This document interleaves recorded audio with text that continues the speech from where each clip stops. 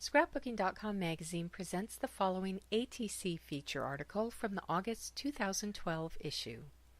ATC Adventures Display Part 1 by author and artist Judy Kaufman.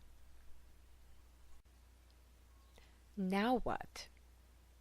Anyone who makes and trades ATCs eventually ends up with quite a few. And once you've been at it a long time, quite a few can run into the hundreds. And what to do with them becomes an interesting challenge. My solution? Store some in albums, others in boxes, and display an assortment in a rotating gallery. We'll be exploring a variety of these options in the coming months. For now, how about pulling scrapbooking papers into the mix, using the patterns in the papers to create pockets for ATCs? Look through your scrapbook papers and see if you have something that suits this purpose. You may find one that requires significant reconfiguration, like the sheet with the stitched fabric design. It looked like a flower radiating from the center prior to cutting. Pieces were turned so that all of the scallops faced the same direction, and a second paper with narrow border was added.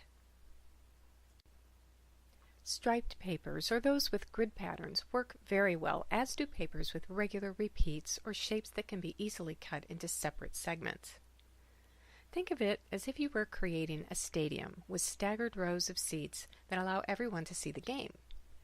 At least the top half of every ATC needs to be visible. This strategy will help you decide how many rows you want and where to position them. Both of the projects provide room for 9 ATCs, 3 rows, 3 ATCs per row.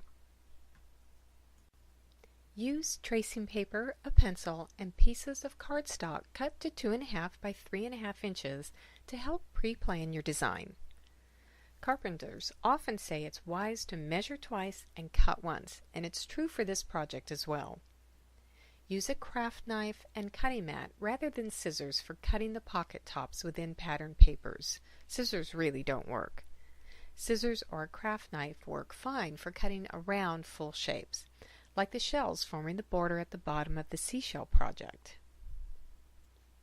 If you plan to frequently remove and replace ATCs, glue a bit of extra cardstock on the back next to the ends of the cut lines on each pocket.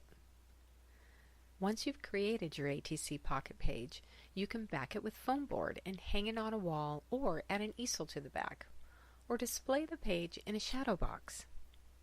Down the road, if it was not glued to a foam board, your pocket page can go into an album.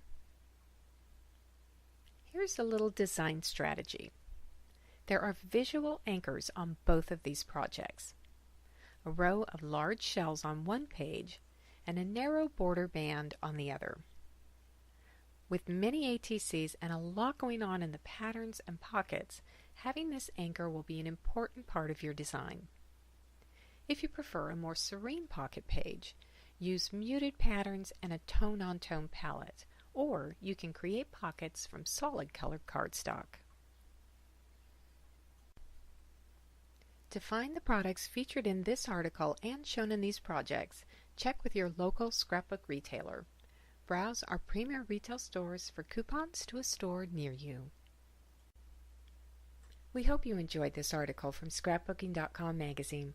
Please check out all of the great articles and projects in this month's issue.